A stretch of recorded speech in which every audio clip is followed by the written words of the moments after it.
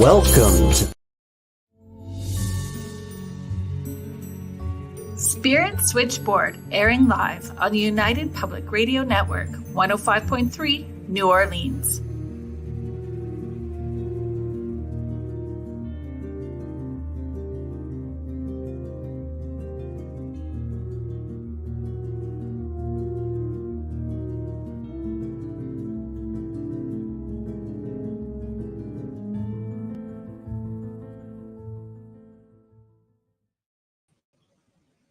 Hello and welcome everybody to Spirit Switchboard. I am your host, Carrie Lynn Shellhorn, and you are listening to us on 105.3 and 107.7 United Public Radio Network and the UFO Paranormal Radio Network, New Orleans. Today on the show, we're welcoming researcher, podcaster, and author, Jeff Belanger. Belanger, Canadian, French. So close. Yeah, you split the difference. Yeah, and I think that works, right? It's finding the middle ground. That's what right. we're going to be talking about today, right? Absolutely. Finding that middle ground. Thanks for joining us. I was so excited when you responded to my email so quickly. I have followed along your journey for so long that, you know, I had a 1,000 questions and places I wanted to go to. Before we even get to the Krampus and, Christmas ghosties and ghoulies. Sure. Okay. Well, thanks for following. I don't know where I'm going, but oh my gosh. Come along. Well, I need to give props to you too for inspiring something that I did. One of the things that I saw you do when you were engaging with people are the Valentine's Day cards that you send out to people. Right. Yeah. Right. So 3 years ago, we're all sitting at home. We're all kind of sitting at home. And I had been making these little cards. And I thought, oh my gosh, that's such a great idea. Maybe that I'm going to flip up a post on social media and let people know, whoever the first few people are that send me a message, I'll send them a Valentine's Day card in the mail. So I sent, I said I was only going to send 50 and I sent way more than 50 because I felt bad because so many people responded. Yep. But the response back was literally made me teary because people who had lost their partner had died. They're having their first celebration, their first Valentine's Day without their partner. They had some stories were very tragic where they had a child die and there was this connection. It just brought so many people together. We forget sometimes how, lonely certain holidays can be. And Sure. right. So, thank you to you. Well, sure. Yeah. I started that when my daughter was in kindergarten. She was making homemade Valentines for everybody in class. Yeah. This was literally like a decade ago. And she was having so much fun making a Valentine for every single kid in the class. And I said, oh, I miss that. I miss just giving out Valentines. So, I posted, said, hey, if you need a Valentine, just send me your mailing address. I've got 25. And then I think that first year I did 50. And now I actually get postcards printed because it's hundreds.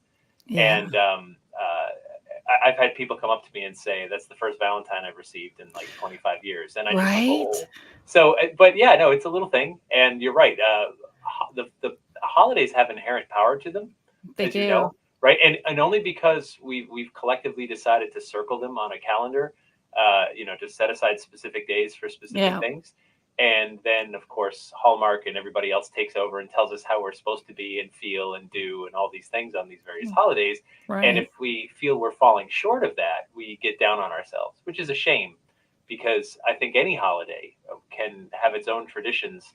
I mean, it's all just sort of packaged tradition anyway. Right. And you're allowed to define yours every day. This year, your Valentine's Day can be different than last year's or next year's. It doesn't matter. They can be let go of and they can evolve. Right. Giving ourselves permission to do either. That's right. And not staying stuck to it, That's the thing about a tradition, right? What is a tradition except a habit from the past? Right. And if it works for you, great. Keep it up. If it doesn't work for you, though, then you need to have the conscious foresight to say, well, let's let this thing go. You know what I mean? I know a family that would make like their grandmother's nut roll every year for Christmas, and nobody liked eating it.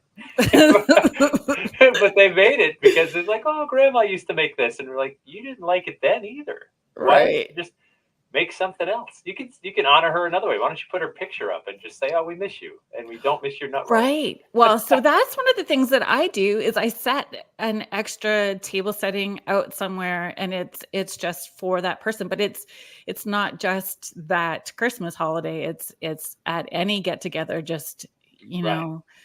a conscious effort to try to include past family members and ancestors and everybody else who's part of our story and our journey. So it's we create it like but okay, so that was the first thing. I want your name, Valentine's Day. I want to get all these things because I will be a squirrel on Red Bull and go sideways. So it happens very easy for me. And I was thinking, what I was thinking about for you too was how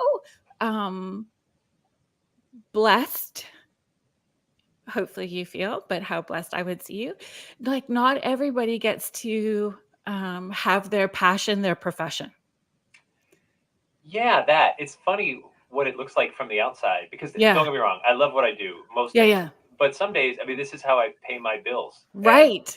And when you do something to pay your bills, it is your job, and you have to do it even if you're not feeling it. And the thing about this job is it can be late at night, on weekends, holidays, like everything else. I do know. Yeah, right. So I sometimes get envious of people that have 9 to 5 jobs that at 5 o'clock they can just shut it off and then go do something they're passionate about, whether it's music or ghost hunting or whatever it is that really gets them going. Yeah. And I, on the other hand, find my inspiration almost every single day when I go to my mailbox and I see these bills, and I just go, "Oh, I got to pay these." So I'm inspired to keep moving. But yeah, no, I am totally blessed, and I really, really do love most of it. And I'm grateful that I get to do this. And what's nice too is I've been doing it so long that the work is actually easier. And the reason it's easier is because I get emails and social media messages all the time that are like, "Hey, have you heard about this crazy story here?" And I locally, right? Even though you, right. Yeah, and I say, "Well, no, I don't know anything about that, but I'm going to look into it. That's great, thank you." I mean, so it's like crowdsourced, which is great. It's nice to have feel like part of a team. And it's different because I get that. I work as a full-time medium. It's like from the time I was little kid, I had this ability, and then I used to do hair for a living. And sometimes I wish that I went back and did hair, because there's just that public demand and the going places and events. But then once you're in the middle and you're engaging with people at these live events, and you see how they're engaging with you and they're invested in what you have to offer, there is that,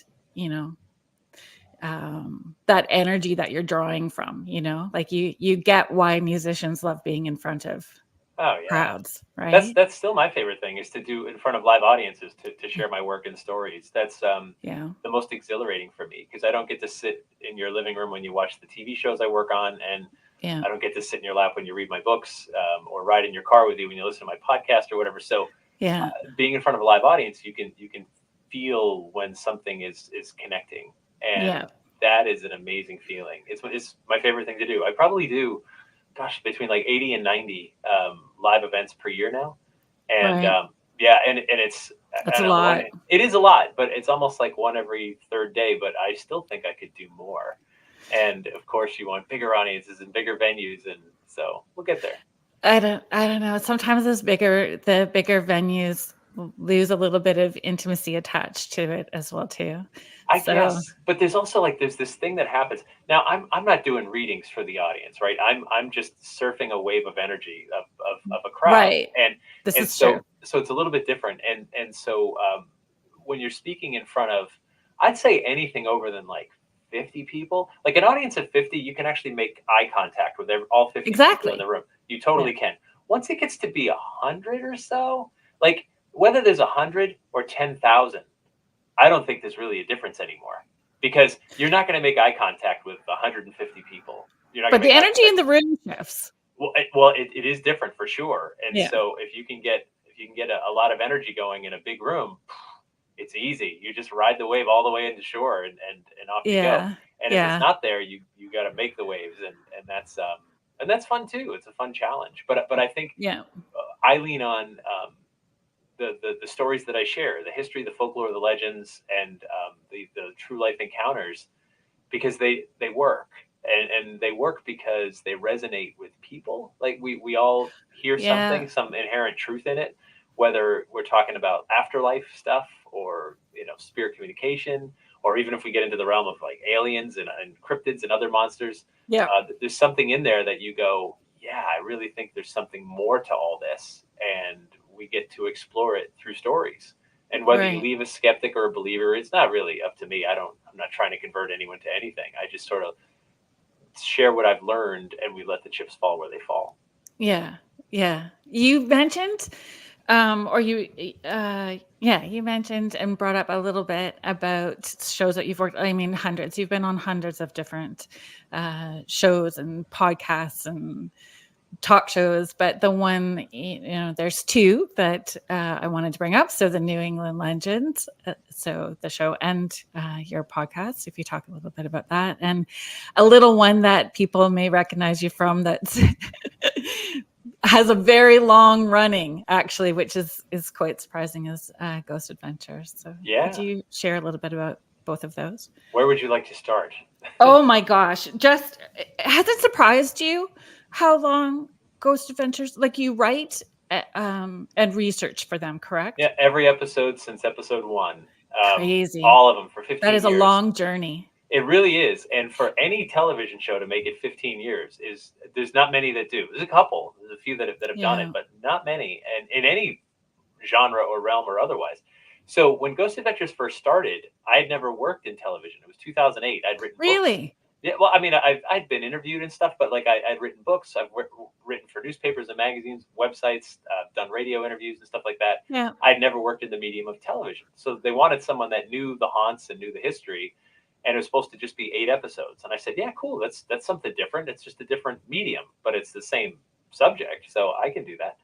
And we did it. And when you start a new show, one of the things people don't realize is it's really hard to come up with a formula for something. It has to sort of like, it has to have a formula. You have to Yeah. develop a show. And sure, I mean, it looks a little bit similar to things you've seen before, but it's still your own new take on it. And so all of us are working so hard. There wasn't that big of a crew, and it was just supposed to be 8 episodes. So it came out and it started airing, and I went, well, that was great. Now back to my life, back to writing books and other stuff. Right.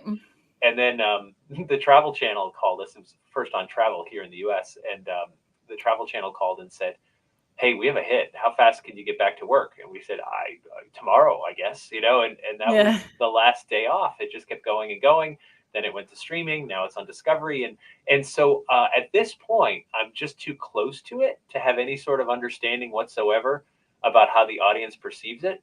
Right. And so when someone says like, oh, I just saw the new episodes this weekend, I go, where was that? Because we worked on it months ago. You know what I Yeah. mean? Yeah. And we're probably working on a different location today. And so my whole brain is taken up by whatever the next one is, because that's the most important. We got to get everything together we can for the next shoot, which could be this week, could be next week. And so that's always the top priority. And so when an episode finally comes out, I'm just like, oh God, that was months ago. You're way over it. Yeah. And so Yeah. we're just sort of on to the next one. But no, the funniest thing to me is that once in a while I'll give a talk or something, and some young person, maybe in like their 20s or something, will come up and say, oh, I love Ghost Adventures. I've been watching that since I was a kid. It's hard, right? And I go, oh, I guess I'm that old. I was working on it when you were a kid. Right. So yeah, it's 15 years. It's been an amazing run. It's awesome, and I'm so grateful for it, because it also allows me to do everything else that I do. That I can do my other projects too. Right. And there's that balance in having different creative outlets, right? Well, sure. So Ghost Adventures, I mean, that's Zach's baby. I'm an Yeah. employee. Yep. I'm here to help and get him all the information that I can, so he can do his thing, and do whatever I can to make that a success. And then there's other stuff that I work on that's my baby, and I like both. I mean, it's for sure. But sometimes you're like, oh well, this is my thing. I conceived it. I created it, I host it, I write it, I produce it, and those kinds of projects. When those hit, it feels even better because you're not just one of many. You're one of a very few that make it happen. Like my Christmas tree is haunted. Best song ever. It made me laugh. It's awesome. So yeah, that's old too. I mean, that's got to be like 12 years old or something. I don't know, but it's older. I told you, following along, right? You were a kid. And so no, my kid was a kid. Your kid was a kid. So I wrote it's on YouTube. It's free. You can go find it and just listen to it. So I wrote this blues song, My Christmas Tree is Haunted. And I'm very fortunate to have like talented friends. So my buddy John, who I grew up with, he's a full-time musician and he put down the tracks and stuff. My father-in-law, who actually had a top 40 hit in the 70s, he sang it. And so the song came out and I was just putting it out each year, just like, hey, friends, have a laugh. You know what I mean? You can listen to it, do whatever, and share it. And then I got quite a feather in my cap. A friend of mine who produces an annual charity album called Rock for Christmas contacted me years ago and said, hey, can we use your song on this album? Eddie Money's got a song on there. Cheap Trick has a song on there, and like these other bands and stuff. And I just went, me with Eddie Money and Cheap Trick on an album? And I said, absolutely. Like I just did this for fun. And I mean, if it can help, by all means. And so it came out, and then they had a concert that December, and Eddie Money was the headliner. And so I got to go backstage, and I got to meet Eddie Money, and I got to see the concert, and I was just like, wow, look at me. I did a thing, and it's on this album. No one knew who I was. It didn't matter, but I just thought it was kind of funny to just be like, oh, yeah, I wrote a song. It's on an album with Cheap Trick and Eddie Money. It's a great story. I'm sure they're not aware of that. They're just like, oh, yeah, Jeff Belanger. We did an album with him. No, they wouldn't know. But it was fun. It's fun to just like, I still have that CD somewhere just to see it and be like, oh, yeah, look at that. Yeah. You did a thing. Right. But doing those little things, it's those little slivers of joy, right? Like even talking about it still brings you this moment of joy. So well, I think it's hysterical. Something that I worked on like 12, 13 years ago still gets brought up. And so the funny thing is that's the funny thing about anything related to Christmas, right? Is that it has the ability to come back year after year after year after year. I mean, long lasting. 2 words for you, Carolyn. Mariah Carey. Oh no. Doesn't matter. I don't care what you think of the song. Love it, hate it, makes no difference whatsoever. Every year. Here, you hear those oh, there it is, right? And it's back, and it's the Christmas season, it's the holiday season. If it becomes part of someone's tradition to listen to a song, then every year that song is going to come back again and again. Right. And that's the funny thing about art and creative stuff, right? You do this thing, you make this little bird and you throw it into the air and you wonder what'll happen to it. Sometimes it just falls like a stone, and other times it soars. And as a creative person, all you do is you just keep making new birds and see which one goes. And you don't know what people are going to gravitate to until it's out there. No idea. It's really taking that breath, closing your eyes, and just hitting the button and sending it out and see what happens. So yeah, and then, but too, like, so when you're podcasting and things like that, when you create a show, when you create content, hopefully you're doing it because you're passionate about it, you're interested in it, and you take an interest, and you hope others will too. But you can't think about groups when you're creating something. Mm-mm. You can only think about one person. You know what I mean? And so I always try to number one, I serve the story. Like the story sort of talks to you. Like if there's a legend or something floating around, it says, hey, this is what I need. And then you serve that first, but then I think about telling it to one person, like a friend. You know what I mean? So hey, I've got something to tell you. I got to tell you about this crazy thing I researched. And you think about telling it to one person, and sometimes that will resonate, but you can't think about like telling it to masses because that's faceless and cold. A story is between two and people. if you're not interested in it and you're just trying to share it because you feel like that's what the mass is going to want, it doesn't ever feel right. Like the energy is not there. It just doesn't feel authentic, or you've brought your full integrity to it. It just doesn't land in the same way. It's like a bunch of cheesy pop songs that we could all think of, where you just go, oh, that's soulless crap. Yep. And then there's like real music that stirs you, where you're like, whoa, it really hits you hard. Yeah. Okay, so I wrote down. I mean, I have pages of notes. I purchased. Yeah, I truly do because I was reading. I got the book. I purchased the Fright Before Christmas, so the Thank you. hard copy. Yeah, the hardcover copy. It's stunning. Thank you. Thank you. It's absolutely a stunning book. The paper, the imagery, the all of the colors, and I'm all about a hardcover book with a ribbon marker. So it's a table, it's a coffee. Yeah, So look. here's what some people are missing. So it's supposed to be Krampus's tongue. Shush up. That was the idea. Was it was forked like Krampus's tongue? Doesn't matter. I'm glad you like it, but there was actually Yeah. some thought behind it that was a little bit deeper that nobody's got. Doesn't matter. They're like, oh, how cool! Like it's got the ribbon bookmark. But I'm like, yes, it's Yeah. red and it's My mind is forked. blown. Yeah, I know, right? Well, now you just found a little Easter egg. There you go. I did. Well, you gave it to me. Thank Yeah, you. sure. I Yeah. appreciate it. But definitely, like your coffee table book that, you know. Well, I feel like you can use it to weed your friends out. You know what I mean? Because like it's got a horrible monster holding Yeah. a kid, who's screaming in agony because he's probably going to die. And it's called the Fright Before Christmas: Surviving Krampus and Other Yuletide Monsters. And I feel like if you leave that out on your coffee table, when friends come over, if someone's like, "Oh, what is that? That's terrible," and Yeah. they leave, you probably didn't want to be friends with them anyway. And No. and if they're if Well, and if they're like, those "Ooh," those are your people, right?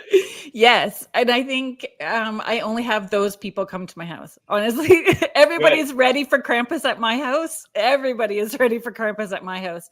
I have been quite verbal my whole life. I am 52 this year, 52. Forever that Christmas was scarier than Halloween. Halloween Yeah. was fun, but Christmas, you move it, and somebody, like I always kind of roll my eyes when I hear that thinning of the veil at Halloween. I get it. I get that thinning of the veil, but that veil stays wide open until after the new year because this time of year is scarier ghost stories, scarier monsters. This is the season. And Absolutely, you're it, so correct. And I got this. I bought this from a friend, but I know your listeners can't see it. But so if you yeah, think of the year as a wheel, right, and as a right. clock, so all over the world there's four major holidays: winter, spring, summer, fall, and then four minor ones halfway in between each. Samhain, the Celtic New Year, Halloween is halfway between the fall equinox and the winter solstice. And Samhain, of course, is the sun setting on the year. If you think about it as like the year is like a day, that Right. is the sunset. The sun is setting, and dusk is scary because night's coming. But if that's the sunset, Yule, midwinter, the solstice, that's midnight. That is the Yeah. darkest, coldest part. And so ghosts, sure, Yeah. the veil is thin. I get that ghosts scare some people, sure, of course. But Christmas could kill you. There are Yes. monsters that could drag you out of your toasty warm Literally. bed, drag you up into the mountains, and like cut you up and cook you into a stew, and you die, right? So Yeah. that's like nothing does that at Halloween. And so I've always No. thought that if you love spooky, I get it, me too. Which is why I've been focused more on Christmas lately because this is really the one where the frights come out. I agree 100%. And, I I saw the book and I was like, oh my gosh, I am emailing. I am going to cross my fingers and toes and hope he agrees to come on because I feel seen. Well, thank you. I text all of my children. My oldest kiddo is 30. Yeah. And then right, my baby is 18. And I text the kids and I'm like, oh my gosh, listen to the title of this book. And they're like, did he consult you? And I went, nope, unfortunately not for this one. But if there's a sequel, we might hang out.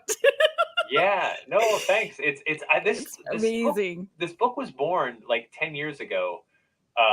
I literally was hanging a plastic fake wreath on my front door and it broke and Right. my fingers were cold because I live in New England and it's cold in December.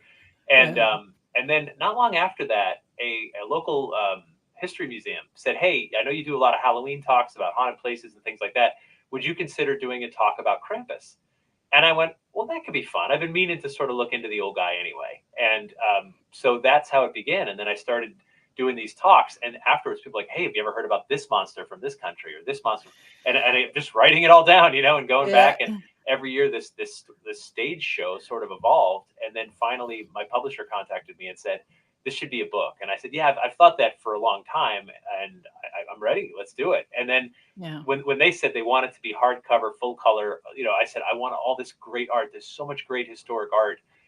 A lot of it's public domain, like the old Krampus postcards and things like that. I'm like, I want to show that because this is so visual. And they said, nope, we're totally on board. And so that's how it sort of came together. And I spent, 10 years in the making, but the better part of a year writing it. And then I'm just, it's pretty neat to see it finally come out.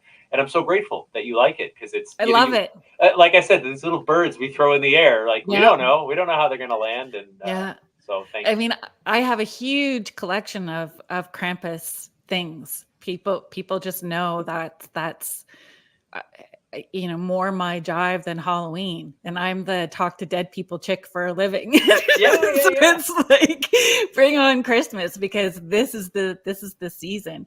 And I mean, as a little kid, not knowing that this was going to be where I landed as an adult, right? But as a child, you get hit with those ghost stories very early. A Christmas Carol, It's a Wonderful Life, like all of those stories have those scary ghosts, and I would cry in those movies and be scared, right? And we get hit with it early, for sure. We do. And one of the things that I think people forget is that most of what we're supposed to feel about this holiday was taught to us in a ghost story, a Dickens, A Christmas Carol. You just said it, right?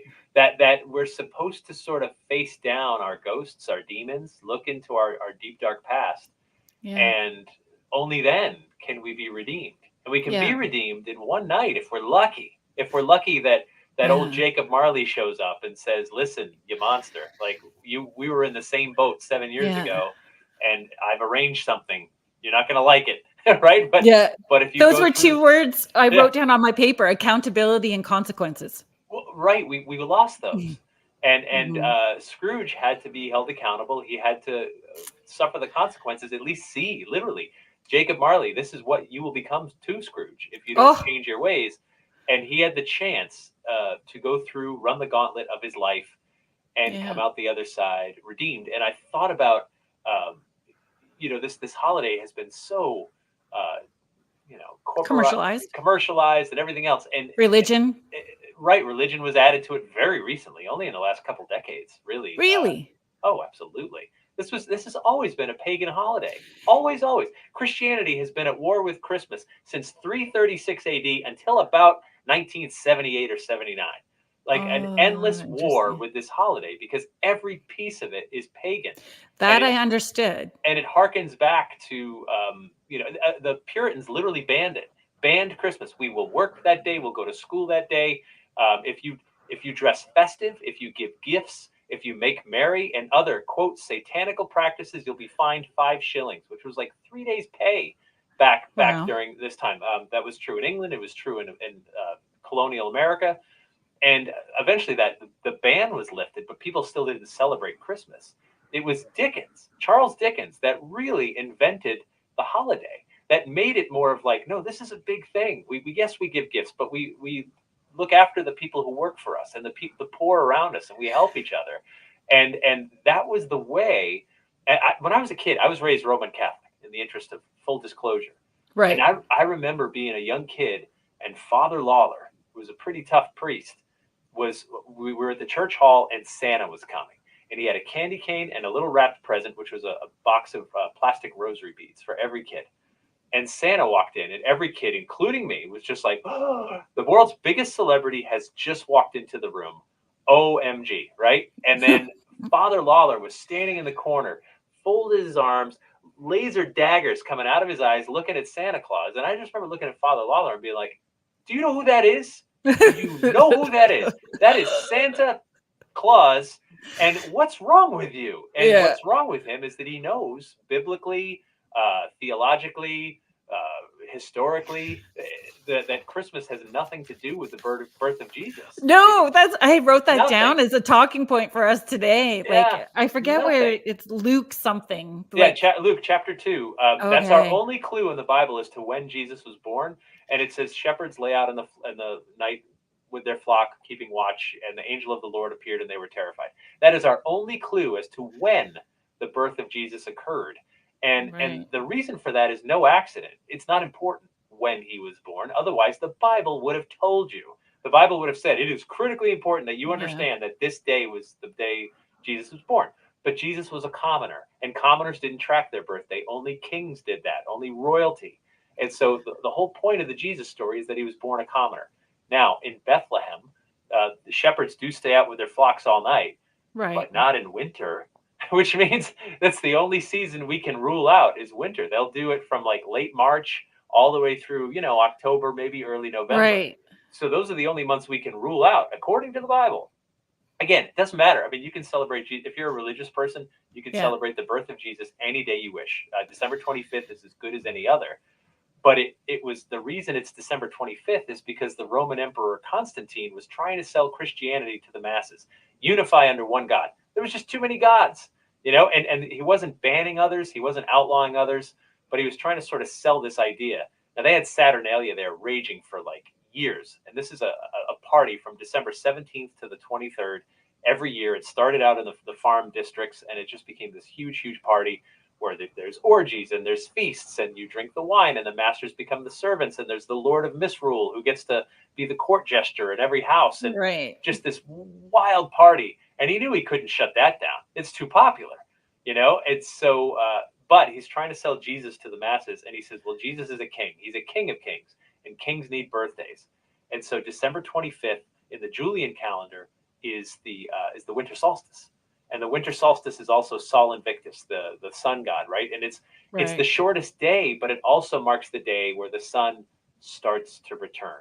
Every day after the solstice, there's a little bit more sunlight until we get to spring, and then summer, of course. The summer solstice is the maximum.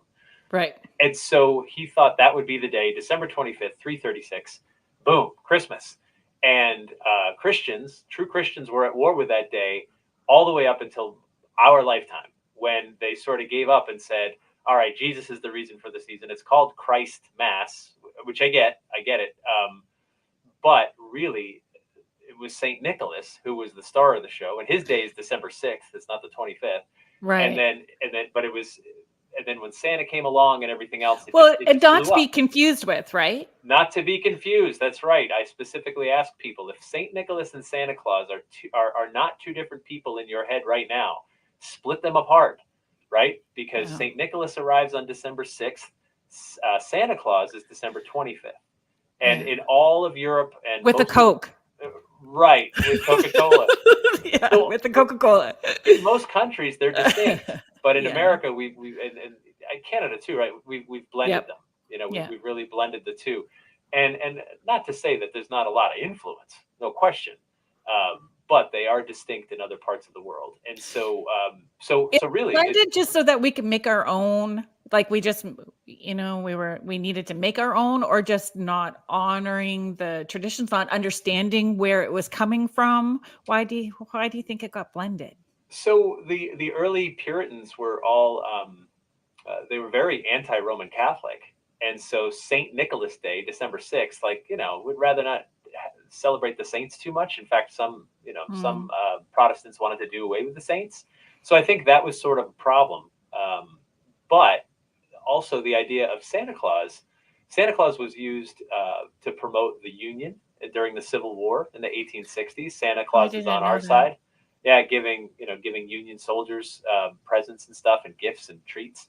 And then he got bigger and bigger, and then became associated with December 25th is the day that, and again, Charles Dickens. You can't say it enough times, right? This was the guy that really fueled the notion. Christmas got bigger after that story came out in the 1840s in England. He brought it to America in the 1870s, post-Civil War, right? I mean, he wouldn't come here while slavery was legal in America. Post-Civil War, Dickens brought his story to Boston first, and then it spread and spread. It became a federal holiday. Eventually, people got the day off. Right. And then it just sort of grew from there. And religious people, especially Christians, really struggled. Christianity is not defined by the Christmas holiday whatsoever. Christianity is defined by Easter. Easter's your big one. Right. The resurrection. Everybody's born. Literally, everybody is born, but how many die and come back? And that's what defines a Christian, is the Easter holiday, not the Christmas one. And most people understood that. It's just somewhere along the way they wanted to put a religion on it. I remember being a kid and being like, man, I have Jewish friends. Santa Claus doesn't visit them? That's awful. Like, he's the greatest guy. Why would he not go to my Jewish friend's house? Now, truth be told, Santa can go to your Jewish friend's house. They can go to your atheist friend's house, your Buddhist friend. It doesn't matter. Santa can belong to everyone if we allow him to, right? If you open the chimney and let him in, it doesn't have to change your belief system one bit. It's okay for the big man to bring anyone gifts. So I grew up in Northern Ontario. Yeah. Middle of farming community. Like, literally the gym that we used was a one-room schoolhouse that my grandparents went to. Like, it was really the middle of nowhere. So we didn't necessarily have organized religion when I was growing up. We had like this community hall that was used. Like, we had these nice ladies from the community would tell us, Bible stories, and we'd sing songs, and that was really about it as far as religion was given to us. But leading up to Christmas was, and again, in a farming community, you're getting ready for winter. Yes.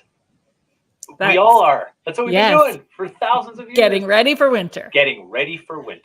And in a farming community, what happens around the fall? Inclusivity. So everybody's helping each other with their harvest, and canning, getting meats, curing, all of that kind of stuff. It was getting ready for winter so that we'd all survive. And you get together, you exchange gifts, you try to put your bygones aside, because if your roof collapses, right? Yeah, the neighbor would come over because, my grandparents had that big, long driveway that would blow over our driveway. So, the neighbor had the better tractor and the blower and would take care of our driveways for us. Sure. There was a bigger sense of community and supporting each other. And it didn't matter what religion anybody was at that point either. So nobody asked. Like, hey, nobody asked. Before I bring you some homemade breads that I made and clear your driveway, who do you pray to? Yeah, it's so funny that you just said that. My mom was, okay, she's going to get upset with me. She was 72, 73. She just had her birthday. And she was taking a quilt that she has put together to sew with somebody else. And she made bread and she made pies, and she was bringing it to this person as her thank you for, supporting her. So that's what we do, and that's what the holiday was always about. And I the Vikings knew it with Yule. Saturnalia knew it. Saturnalia became a steam valve for the whole year, right? So the idea is that you work hard all year. The wine is made, the ale is made. You slaughter animals because the meat will keep in the colder weather. And so you can have this feast that you really can't have any other time of year, and you're going to have time on your hands. If you're a farmer, there's not a lot to do in the winter, right? You're not taking care of the fields. You're hibernating. You're hunkering down. And so we know it's dangerous. If you get caught outside, you could die. If your roof collapses, you could die. Not joking. We had days where we were snowed in for 3 days at a time. Right. My grandpa would come on his skidoo that smelled like that gas oil mix and drag us up one by one to his place so that we could, because it was warmer. They had a different stove that was right in their kitchen, like a wood stove right in their kitchen. So it really, there's lots of reasons. And growing up with, German, Irish, Scottish grandparents and, those traditions as well too. And what they brought to the table, that idea of community and supporting one another was really driven home to us. It's so important. And this season, as I was saying, Saturnalia becomes like a steam valve, but it's also a time to commune, because we're going to need each other to get through this long, difficult season. We've gotten softer, of course. Now we have snow plows and better electrical grids and DoorDash. I really want a pizza, but I don't want to go out. It's snowy. Someone will bring it to you, right? And it's we live in such a different time now. But if you could just let your mind drift back, just not even that long, 100 Nope. years, I mean, just Yeah. 1 century, just your grandparents is enough. Think about your grandparents' generation and what they, even in those times, which are still relatively modern, winter is a force to be reckoned with. Where you live, where I live, we still got to look down the barrel of the gun. We got to deal with seasonal affective disorder, not a lot of daylight, some really cold spells where you can't get out, you can't socialize. Those are all things we have to deal with, and we got to get each other through that. And that's a big part of what this was always supposed to be about. Right. And it was so funny. I just jotted all these words down, like duality, light and dark, hope and faith, like all of this stuff is really that sort of main theme to each of these. It's like taking the Grimm's fairy tales and what we were supposed to learn as kids and what we needed to be scared of. These stories bring that same truth to us, whether we want to see it or not. It's right there. I've been saying, like, the only way to see the light is to get into a dark place. Yeah. I mean, when you're at the beach in July sipping a cocktail and the waves are tickling your toes, you can't see the light. The light's everywhere, right? You got it easy. You got it cushy. When it's dark and cold and when you're scared, that's when we got to find the light. And if it ain't out there, we better find it within. And I think these monsters are here to serve us, to frighten us, to get us on the right path, and help us find that light. And defining monsters. Yes. Yes, monsters. Things that come along that aren't human that will kill you. But not for no reason. I mean, they seek out to punish the. So it is a monster who seeks out naughty and bad people a monster. Exactly. Right? I mean, is that evil? Is it evil to punish the bad? I don't know. Or is that righteous? I know. I know the packaging doesn't look too good with the horns and the fur and the long forked tongue. Yeah, and the hooves for feet. I get it. That's pretty frightening looking. Yeah. But he's not here for the good ones. He's here just for the bad ones. If you're in a good place, don't worry about it. Krampus will walk right by. And when you research imagery, so a few years ago, I made Krampus luminaries for people. I made Christmas. I made everybody these luminaries for Christmas. Yeah. And when you do that research for images of a lot of these different monsters that you talk about in the book, you see black and white photos of little children with these, people dressed up representing these monsters. And, Santa, you could have Santa and Krampus, or Santa and Black Peter, and little children equally in awe of those monsters as they are of St. Nicholas. There's a picture. I didn't use it in the book, but I've shown it when I do my live show. For the book, I got to interview a French school teacher who teaches preschool, and we were talking about Père Fouettard, who Father Whipper. And the story is amazing. He shows up with St. Nicholas, and Father Whipper, he's very much like a Belsnickel character, where he will beat the naughty kids with a switch of sticks. Doesn't kill them or eat them per se, just hits them. And she said when she was in school, St. Nicholas and Father Whipper, Père Fouettard, would show up together, and Père Fouettard is covered in like dark skins and fur, and he carries a stick and you can't really see his face. He's absolutely frightening looking. And then St. Nicholas, of course, looks like a bishop, and he looks very friendly with the white beard and everything else. And I said, oh, well, do they still do that? And she said, oh, absolutely, we still do it. She said, in fact, they come to my classroom even with the preschoolers. I said, you're kidding me. She said, oh, I'll show you a picture. And she sent me a picture, and it's amazing. Like, you see these little kids, and there's these two figures sitting there, dark Père Fouettard and then light, St. Nicholas. And all I can imagine is like little 5-year-old, 6-year-old me looking at these two figures coming in and wondering which one is here for me. Right. Have I been good? Have I been good enough? Good enough. Yeah. The monster here for me. And that is really frightening. Makes you want to confess your sins. It makes you want to, it's a real consequence. When I was a kid, I was told you're going to get less presents, or you'll get like coal and sticks in your stocking. Yeah. But shoot, imagine if my parents had said, no, you're going to die. This monster will literally come, drag you out of your bed and kill you.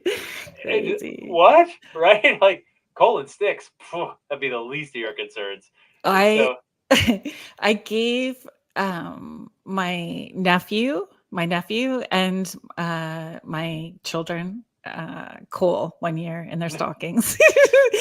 And so now my nephew, who's 28, my daughter's 26, they have had one of those tins of coal that they have re-gifted each other back and forth every year. And, as a reminder, were you good this year? Do you have anything you need to confess this year? So they hold each other accountable every year. It's just super fun. Yeah. So, but it can be literal, but it can also be metaphorical. Exactly. And hey, you know what? If you wait long enough and put enough pressure on that thing, it's a diamond. It's a diamond. That's what my nephew told her. Yeah. He said that's what he was going to have to do. But yeah. There's can you share because the story of Père Fouettard is actually connected with Saint Nicholas, like in a different way. Like the origin story is really kind of quite awful. Absolutely terrible. Why you would be scared you might be murdered. I hope no one's eating. So right. The original story of how Père Fouettard came to be is that there was long ago, there were 3 children that were lost in a snowstorm, and they found this village, and the only light on was in a butcher shop. And they walked into the butcher shop, and the only one in there was this butcher, and that there was no meat. It was an empty shop. And the kids said, can we please stay here till morning and find our folks? We were lost in the storm. And that's when the butcher gets a horrible idea. He says, oh, sure, I'll take care of you. And he brings them in the back, and he murders all 3 children. And he cuts them up into pieces, and he puts their meat out into salting tubs to sell it to his customers. And St. Nicholas happens to be walking by and gets a little St. Nicholas tingling sense and says, something's not right here. He goes into the butcher shop. He sees the meat and not only knows what that is, but knows who that is. And through the miracle of St. Nicholas, he's able to reconstitute the children back together again. They're going to be whole. They're going to be okay. And he sends them on their way. And then he looks at the butcher and he says, you Christmas cannibal, you horrible monster. This is not acceptable. From now on, you work for me. From now on, you are Père Fouettard, your father whipper. You will only beat the naughty children that I tell you to beat. Not the cannibal. Not the cannibal. No more cutting them up and eating them. Now you sort of beat them. And that's where Père Fouettard was born, of a St. Nicholas story. But there's the light and dark and the duality in it, because it's also St. Nicholas is one of his miracles. That's right, one of many. He's the redeemer. He's the one that helped. St. Nicholas is the patron saint for pawnbrokers, for sailors, for children. Like it's not just kids, but for lots of people. There's lots of stories associated with St. Nicholas. One of my favorite ones was that the day he became the Bishop of Myra, there was a woman who was washing her baby in a pot of water over the fire. And just as it got warm enough, she's washing the baby, who's loving the warm water. But then the church bell rings, and she says, "Oh goodness, I got to get to church to watch the ceremony where the priest becomes a bishop of Myra, Nicholas. This is a wonderful day." So she goes there, and she spends hours at church, of course, completely forgetting her child on the hot water over the fire. And she comes back, and there's smoke everywhere, and she says, "Oh my goodness, my kid's going to be cooked, overcooked." But through the miracle of St. Nicholas, the child was just fine. And this mother of the year was able to scoop her baby out of the water, who was just fine.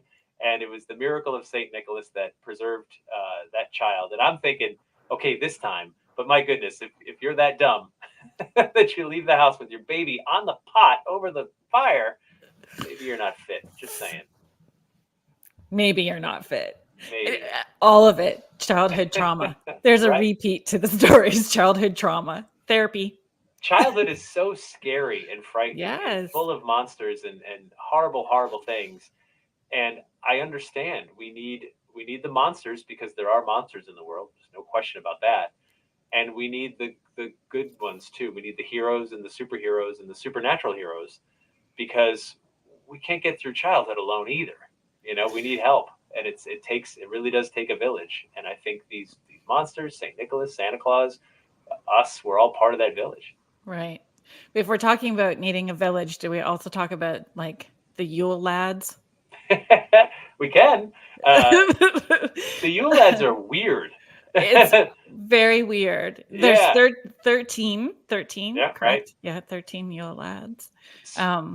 Yeah, please share. Yeah, so they hail from Iceland, and they come down from the mountains in December, and one visits you each day and stays for 2 weeks and then leaves. So like day one there'll be one, day two there'll be two, and it sort of builds up over the span until they're all there. Uh, they all have specific names and specific traits. So one of them will just like poke your sheep with a stick and annoy your sheep. And okay, another one will lick your pots clean after dinner, stealing your food. Another one will slam doors all night while you're trying to sleep. Another one will steal your skyr, which is a Icelandic yogurt. And another one peeps through the window. One steals candles, just on and on and on. But all watching you. All watching you, right? All like lurking through your home, Yeah. stealing your stuff. Which is the creepiest thought. Poking you, hiding under your bed, all kinds of terrible things.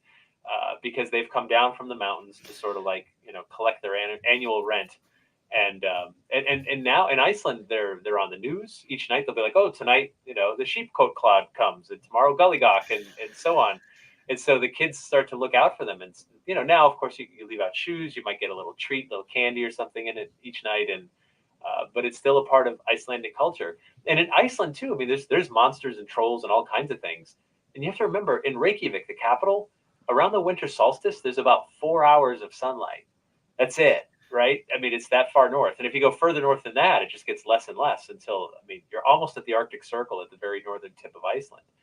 And so if you where there would be no light. No, the sun wouldn't rise. It would be Arctic winter, Arctic night. And so if you're a parent and you're in a little village there where you only get a few hours of daylight, per day at this hard time of year, you tell your kids about these monsters, because if your child wanders off into the woods at night in the cold, and night could be like 4 p.m, right? If they're killed by the elements or killed by a monster, what's the difference? Yeah. They're still killed. So by all means, you do indeed have something to fear up there, especially during this dangerous, cold, dark time of year. I may be morbid, but I've always thought there had to have been one kid that did it, and then the story had to start. Like, so-and-so, the neighbor's kid, ruined it for everybody. So now we got to create this story because, like the story gets birthed from somewhere.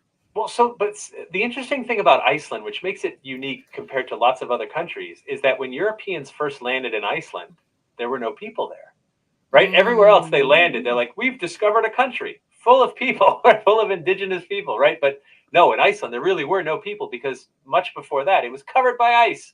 Like literally, like glaciers had to recede in order to expose Iceland. So they get there and there were no people.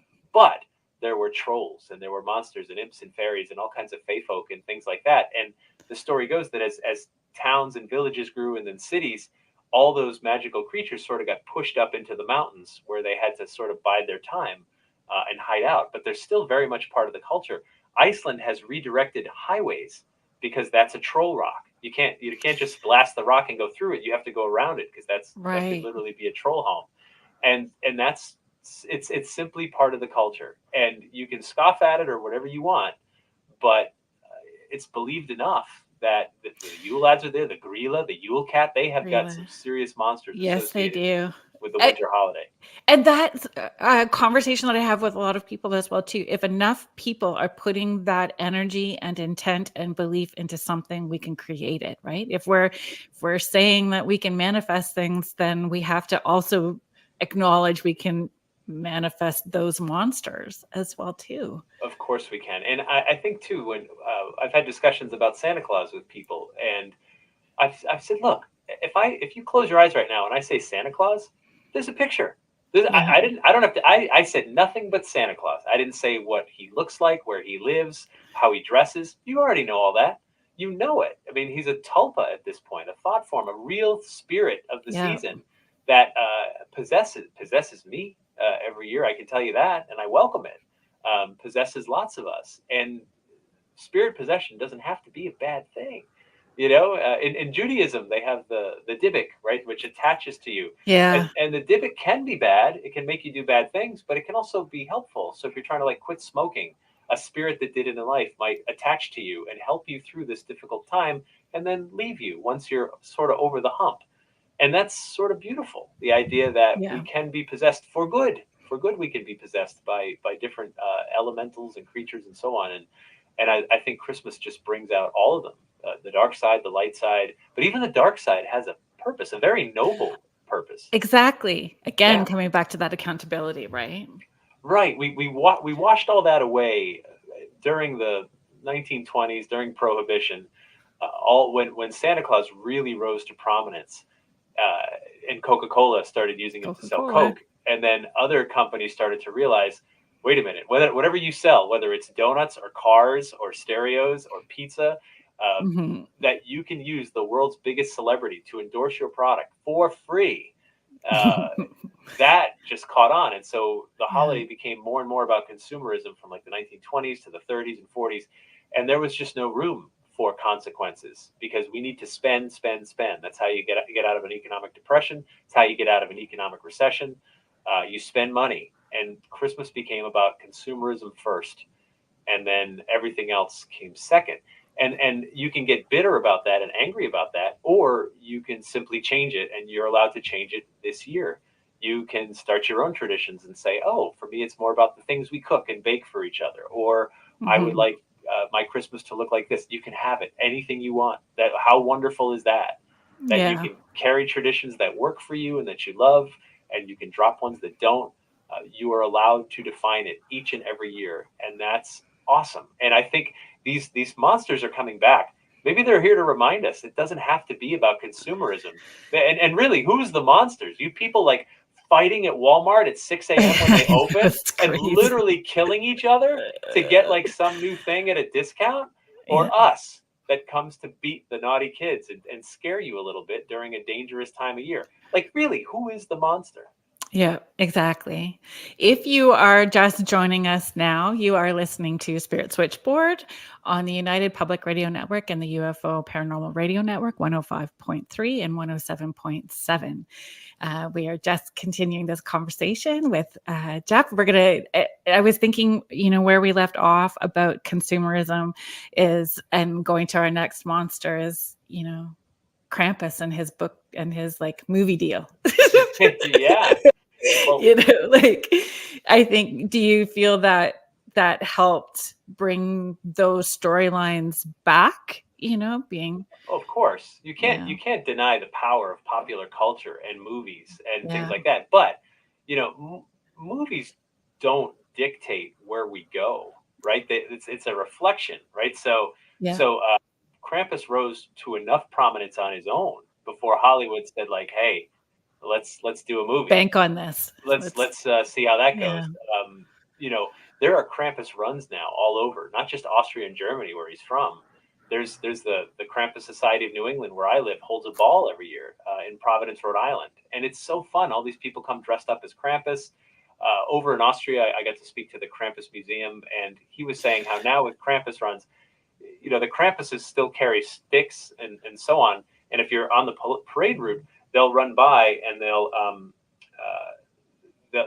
hit your legs to sort of knock the Oh, bad spirits and bad cheer out of you.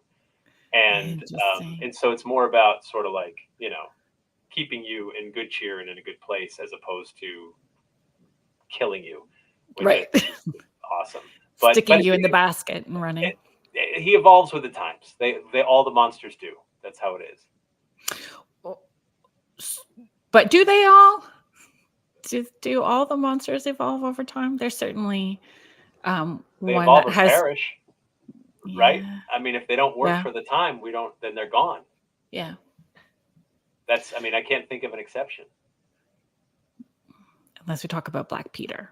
Oh, now we're talking about one that's dying and going away, Yeah, right? yeah. So yeah, Needing to evolve. Like there right. are some traditions that need to evolve, So depending on which camp you sit in, right? well, right. So Zwarte Piet in the Netherlands, Black Peter. He's the weirdest thing is that he was born in like the 1850s, and he was a part of a children's story. And in the 1850s, the Dutch were still very, very prominent in the slave trade, and their biggest customer was the United States. So once the Civil War ended and slavery was abolished, the slavery market sort of dropped out, and the Dutch stopped trading in slaves and so on. The Black Peter was originally a servant of Saint Nicholas. He was, quote, rescued or purchased as a child, and then worked for Saint Nicholas, and more or less still a slave, sort of, which is not great. But No. Saint Nicholas would come from Spain, and he might come in a hot air balloon or leave in a hot air balloon, and his servant, Zwarte Piet, would either punish the naughty, or if there was no hope at all, he would take the naughty away, and it could become lethal at that point. And so that evolved over time. And then for some reason, when they started to do St. Nicholas parades, Black Peter was always depicted by a white person in blackface. Yeah, it makes no sense. Yeah, year after year. And that continues to this day. And now he's making international news because a person wearing blackface, there's just no real acceptable reason. You can never say, like, well, yeah, he was in blackface, but like, no, because it's just racism all the way around. Right. There's no way to anything after the but that you can say that's going to make that okay. Yeah. And so there's two camps, and we see this in the United States. We see this all over. There's two camps. One says it's tradition. Don't get so hung up on it. We're not being racist. We're just being traditional. And then there's another camp that says a person in blackface is not acceptable. We have to stop this. No other country does this. No other country has it. Like, this is absolutely unacceptable. And so Sjorsten Piet came around not that long ago. Chimney Pete. Chimney Pete is just dirty. He's covered in soot, and a white person can be dirty. Belsnickel's covered in soot too. And so people were like, okay, well, let's call him Chimney Pete, and then he doesn't have to be in blackface. And then they came up with rainbow Petes. So you could have, a blue Pete, a yellow Pete, red Pete, orange Pete, and so on. And then sort of like to make them blend in. And the reality is that some communities are like, we're not having Black Pete in our parades anymore. And others, they're like, no, we're going to be traditional. It doesn't matter. It's part of our history. And then you've got like neo-Nazis on one side doing Nazi salutes to Black Peter. And then you've got protesters on the other side. And that was never what any of this was supposed to be about. It was supposed to be about St. Nicholas coming, bringing toys to the good girls and boys, and spreading some holiday cheer. And now it's just this big old war. And so you've got, factions in the Netherlands that are just like, it's about tradition, and others saying it's not okay. We have to evolve out of this. And really, I mean, in the United States, is it all that different than we should take down Civil War statues, or no, we shouldn't? It is a little different because the statues themselves aren't in blackface, right? It's about, so it's remembering history. Yeah. So on the one hand, you're remembering history, but on the other hand, you're celebrating, perpetuating a bad part of it. So I don't have the answers. If I did, I swear I'd tell you. No. But I mean, avoiding the conversation doesn't change anything either. Correct. Yeah, you can't hide from it, but you don't want to celebrate it, but you don't want to. But he was a work of fiction all the way from like the earliest days. He was literally a work of fiction, and I struggled with whether to include him in the book or not, because I mean, am I helping to keep him around, by giving him ink, or am I sort of addressing a much bigger discussion about, well, some traditions that work we keep, or they evolve, and some traditions that don't, maybe it's just time to drop it. And I hope that would be one of those examples. I hope so too. That's the energy that I'm going to put out too. The energy that I'll contribute to is like, drop it or evolve it. Again, let's say you're the mayor of some town in the Netherlands.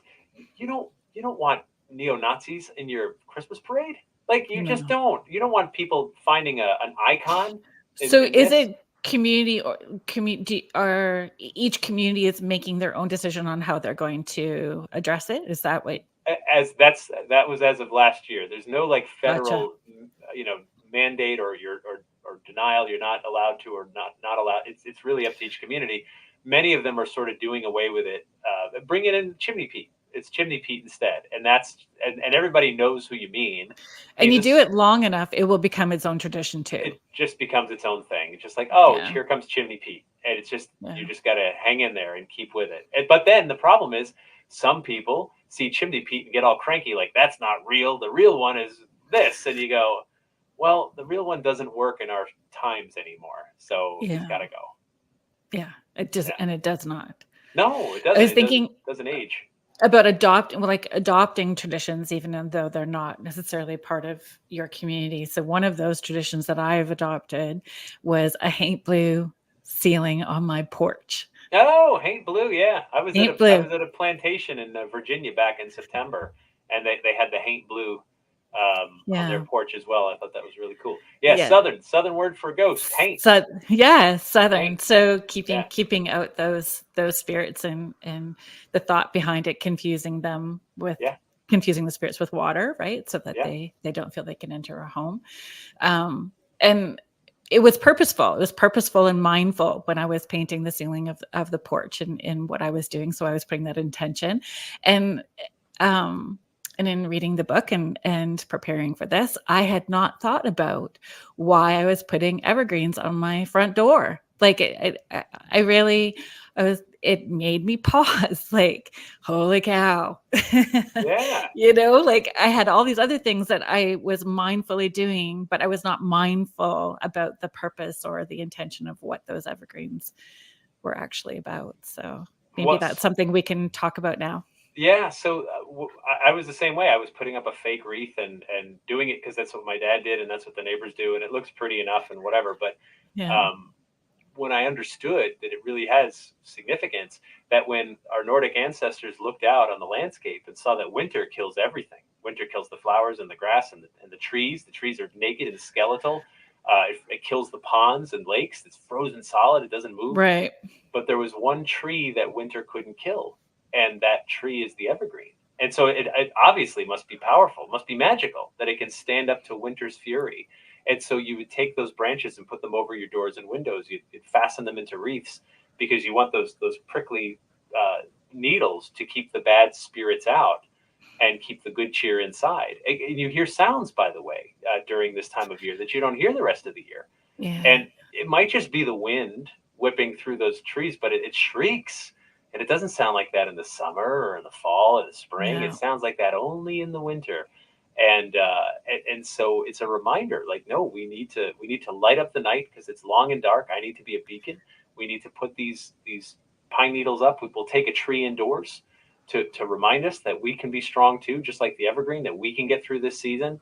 And we when you understand there's meaning behind it, I do want the bad cheer and the bad spirits outside. I do want the good cheer inside.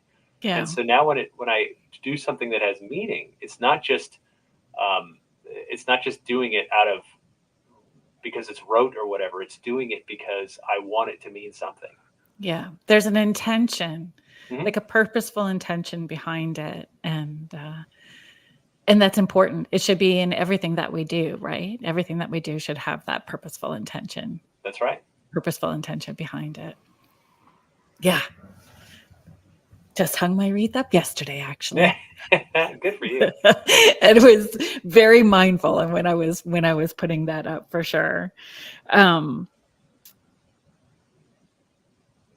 Yeah. So Nordic, you use that term Nordic traditions as well too. So what would your home smell like if you were really doing a traditional Nordic? Yeah. It's not cinnamon and cloves. No, a little different. So in the wintertime, you're going to need to hunt in order to supplement your diet. And Yes, when they were lucky enough to it's find a true. deer or an elk or something like that, they would kill the animal, and as they're taking the meat out in the field, they would pull the entrails out, the intestines and the guts, and they would drape them around evergreens out there like garland as an offering to this powerful tree, which would also feed birds of prey and other animals that would come along and have something to eat and help them get through the winter. And so today we still put garlands on our Christmas tree. It could be popcorn and cranberries, it could be wood blocks or whatever. But if you want to have a traditional Christmas, I think you should just get some deer entrails, wrap them around the tree, and call it a day. The smell is going to be awful. I mean, absolutely putrid. But when people Yeah. walk in, they'll say like pine needles and rotting animals. Like that is really something. You could say that is the smell of an authentic traditional Christmas. We are going to celebrate an authentic. Right. And you know We're what? taking it back.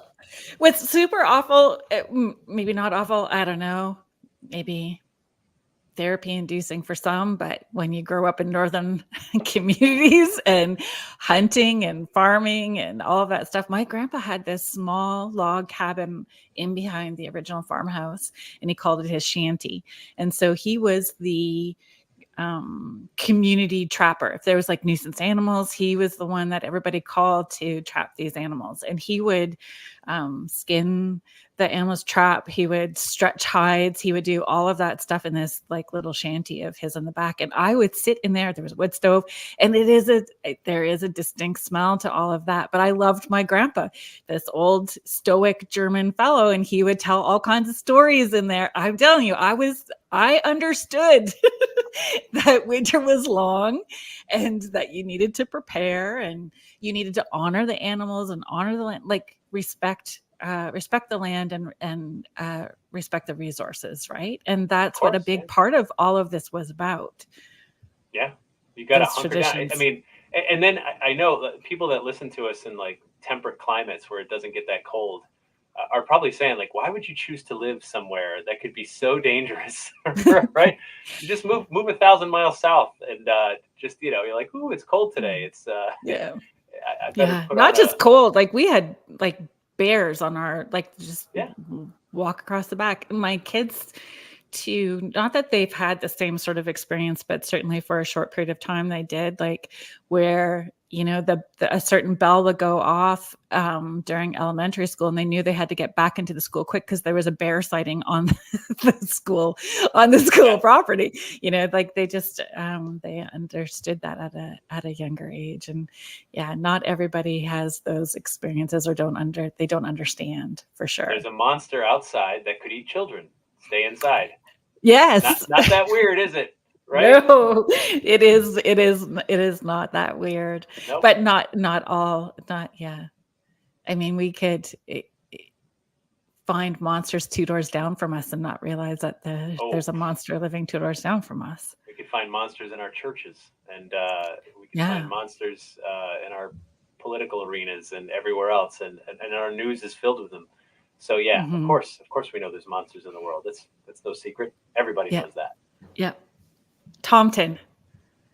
Yeah, the Tomten is from Sweden, and the Tomten is a helper elf who is there to help you around the house, help you with chores. If you're sleeping in, getting a little lazy, maybe poke you, get you out of bed. And all the Tomten asks for a year of service is that you leave out this bowl of riesengroth, which is this sticky sweet rice pudding, on Christmas Eve. And if you don't do it, the worst thing the Tomten can do to you is leave, and then you'll have no help at all. So he's kind of like this little elf creature, all beard and hat and short little squat body. You probably won't see him, but you leave that bowl out on Christmas Eve and he'll eat it and be so happy, and he'll serve you for another year. And I know for some people that seems rather pagan to leave a food offering out for, elves and gnomes on Christmas Eve. But then I just go, you know what? How long have you been leaving cookies and milk out? Exactly. Cookies and milk. For sure. And it's you actually give us the recipe. You do. I know, because I'm like, I never knew how to make it. So it's I haven't heard yet. Well, the book just came out, so we'll see if people in September. Was it in September? Yeah, it came out in September, but it's really starting to pick up steam now. It's more and more people are buying it. I'm getting more feedback now, and which makes sense. I mean, people aren't thinking about Christmas in September. I totally understand. But yeah, it just came out, and it's we'll see how many people make the recipe and see what they think of it. So I was actually going to ask my mom. I was going to share it with my mom because my mom is a big rice pudding. Like it was certainly something that we grew up with, but there was never the one almond in it. Right. So one almond. If you have a nut allergy, use something else. Use a prune or a raisin or something. So the almond, once you make the bowl of rice pudding, you put the almond, just stick it in there somewhere. And as you're scooping it out to different people, to your guests and family, it's whoever gets the almond, whoever finds the almond gets like a special treat or an extra present or whatever tradition, or maybe has to clean up, right? Maybe have to do the dishes. You do you, whatever works for you. And so that's the Isn't thought behind the almond. Isn't there like a Victorian tradition like that too? Like if you find that something in the cake or there's some kind of treat? I thought there was something Victorian attached to that as well too. I think you're thinking about breaking someone out of jail when you give them the cake and it's got the file in it. No. That's how they get through the I bars. don't think so. I thought No, it was you're some yeah, kind of Victorian tradition. yeah. You might be Victorians right. did weird things around Christmas holidays. They did. They did all kinds of wonderful, weird things. And if you think about it, our Christmas traditions today are such a melting pot of so many different cultures. Yeah. Cultures and beliefs and foods and practices and so on. It's all sort of come together, and I think that's awesome. It should be that. It should be inclusive. It should be a melting pot, and because it is a melting pot, again, you're allowed to define it. Yeah. And not feel stuck in one tradition, that it could be many different traditions. That's of course correct. Yeah, Right. because it is already many different traditions. Yeah. It's not like, well, Christmas must mean a tree, a wreath, cookies, turkey. Like it does. None of that matters, right? It's Yeah. take it if it works for you, and drop it if it doesn't. Yeah. Yeah. Doesn't matter if it starts with Die Hard and Yeah, that's right. like Yeah. it becomes debatable. Everybody wants to debate what a tradition actually. A tradition is a habit. That's all it is. And traditions can be 1 year old. They can be 100 years old. They can be 1,000 years old. You are allowed to make them or break them. And the thing about Christmas, especially, is that it's always been sort of packaged nostalgia. And when I was a kid, like it was a drug. I mean, I was high from like Thanksgiving here in the U.S. right through New Year's.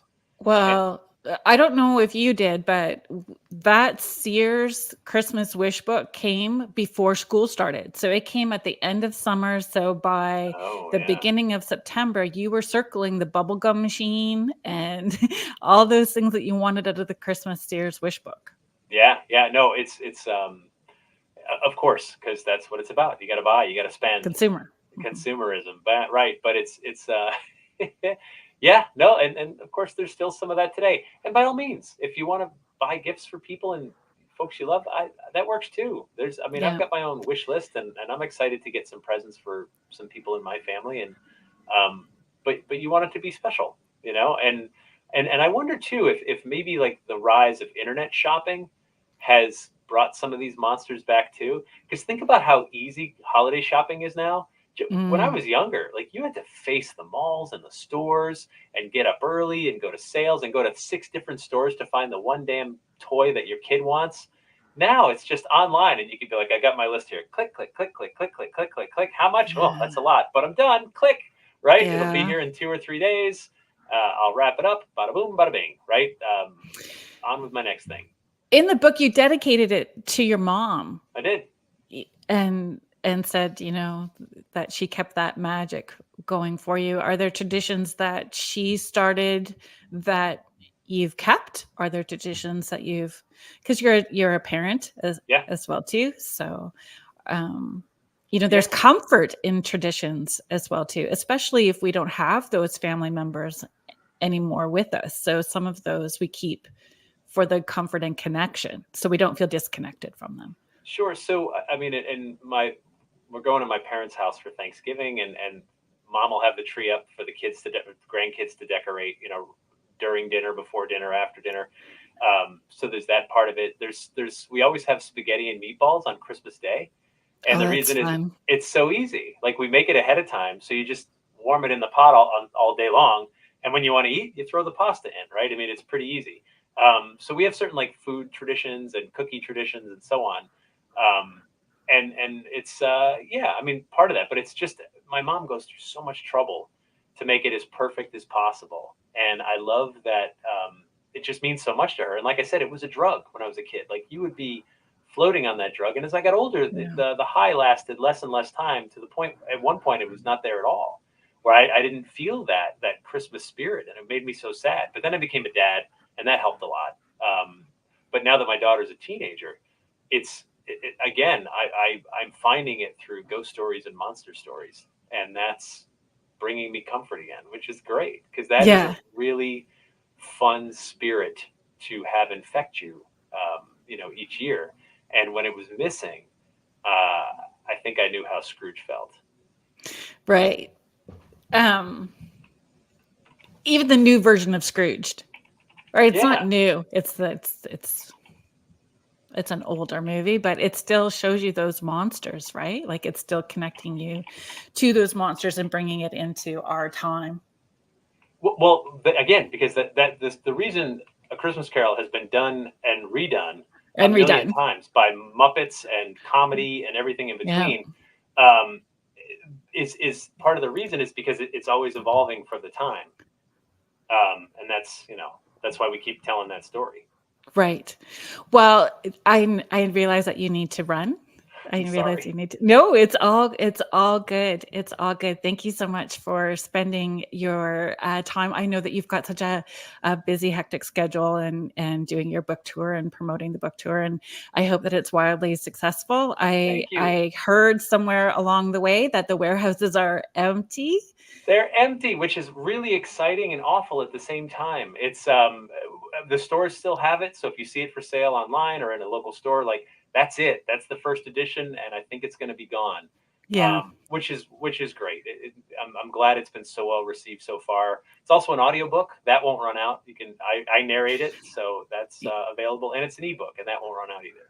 Yeah, and they can find it. They can find the book where Anywhere. anywhere. It's anywhere you sell books. All the distributors have them, and online and And Amazon. we'll have the link in the description for the show as well too. So if anybody's wanting to purchase it that way, and we can redirect them to your website as well too. Thank you so much. You're welcome. Thanks for hanging out with me today. Thank you. Take care.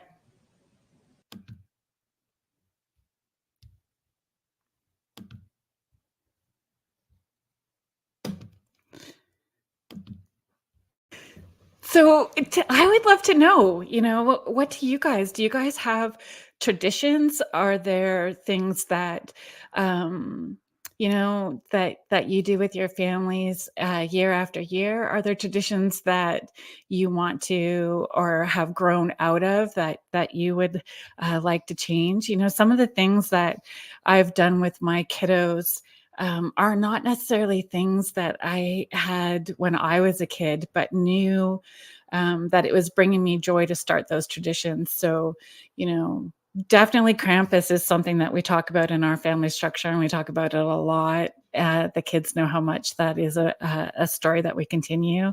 And now that I'm a grandma, that changes things too.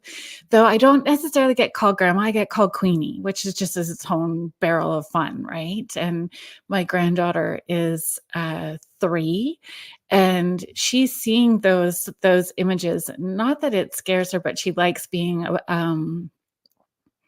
it's the story and the storytelling. And we do this thing called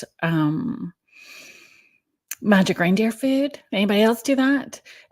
So we do this magic reindeer food, which is essentially just sugar and oatmeal and sprinkles, and we toss it outside so it sparkles in the snow. Because there's the odd year that we don't have snow here, but most of the time that we do, and it sparkles in the snow. And when maybe she'll be old enough this year, but I know when my oldest is 30. So when my kids were smaller and I did this, I would put the magic reindeer food out, and then I'd wait a half hour. Then I'd go outside with bells, and I would just ring these bells so that the kids would go to sleep rather quickly, because they knew that Santa couldn't come in unless they were sleeping.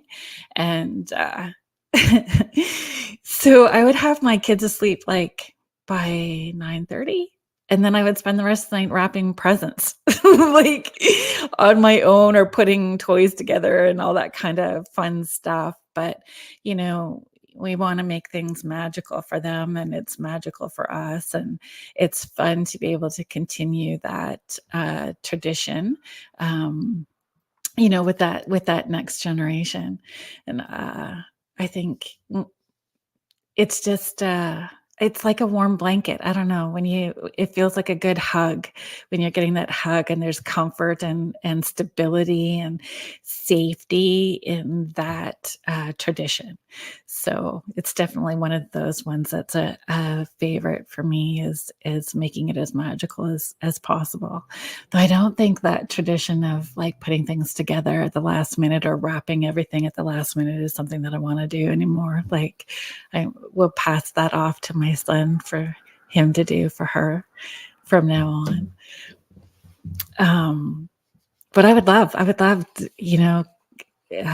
chime in with your comments and the things that you do within your family structure. And maybe there's ones that you would like to start that you haven't tried, but knowing that traditions can evolve and change, and it is fabulous.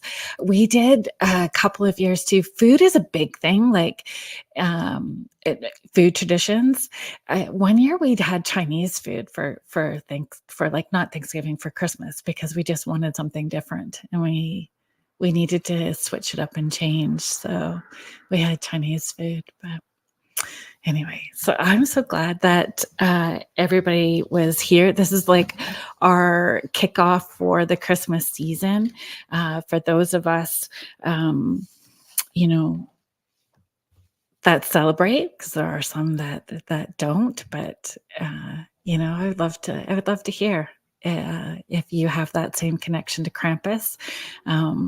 The tree behind me, if you are watching, eventually is going to have all those Krampus ornaments on them. I was a little behind the times and didn't get it up fast enough for the interview today. Next week on the show, I have Melissa Soma. Melissa is a chakra specialist, a Reiki master. She is a psychic medium. She's a metaphysicist. Oh, I'm going to just bumble that up. Me and my words aren't working well. Maybe I need to be a little more caffeinated. But she is a mentor, and she is a 5-time world champion martial artist. And we're going to have so much to talk about with Melissa next week as well too. So thank you so much for hanging out with us. Thank you for listening. And you have been listening to the UFO Paranormal Radio Network and the United Public Radio Network, 105.3 and 107.7 New Orleans.